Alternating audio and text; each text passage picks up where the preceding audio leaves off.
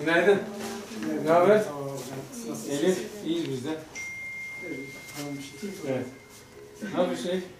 Sayınıza çok hocam. Sıkıntı yok. Allah razı olsun. Teşekkür ederiz. Ateş falan yok. Yok hocam. Vitamin bugarisi tabii. Hastama İşte yavaş yavaş artık ilacını azaltacağız. Onu nöroloji hocası yapacak. Tamam hocam. Allah razı olsun. Teşekkür ederim. Artık yavaş yavaş da taburcu ederiz. Filmin de güzel. Değil mi hocam? Allah razı olsun. Sağ olun. Filmin çok güzel. Hayata yeniden başlıyor inşallah. Allah'ın izniyle. Hocam siz Hocam Allah söylesin. Hadi bakalım. Var mı isteğiniz? Çok sağ olun hocam. Teşekkür ederim. Allah Tamam. razı olsun. Hadi Sağ bakalım. olun. Hadi görüşürüz. İyi çalışmalar hocam. Sağ Hadi olun. hoşçakalın. Bilinilen 250 cc gelen olmuştu. Genel durumu.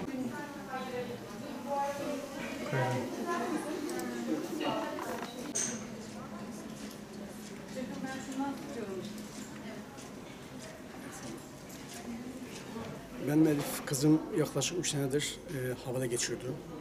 Biz bu havada öncesinde Iğdır'dan devlet hastanesine gezdik ve bizi İstanbul Cerrahpaşa Hastanesi'ne sevk ettiler. Biz oraya gittik. Neticede ona da göğüs açmadılar. Daha sonra Ankara'ya gittik. Ankara'dan sonra biz de Bursa'nın yolunu tuttuk. Bursa'ya geldik. Yaklaşık 9-9,5 saat bir ameliyatın sonucunda kızım şu anda durumu iyidir. Allah'ın izniyle onların sayesinde daha da iyi olacak. Biz bu hastanede çok memnun kaldık. Allah onlardan razı olsun. Elif kızımız uzun yıllar dirençli epilepsi tanısıyla dış merkezde takip edilen bir hasta. Bize geldi. Epilepsi cerrahisi yapılması gerekiyordu.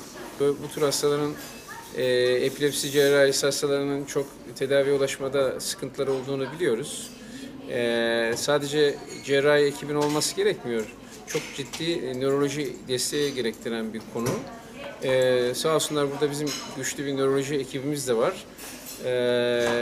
Hastayı nörolojiyle konsült edip kısa sürede ameliyatını başarıyla yaptık. Epilepsi odağını çıkarttık.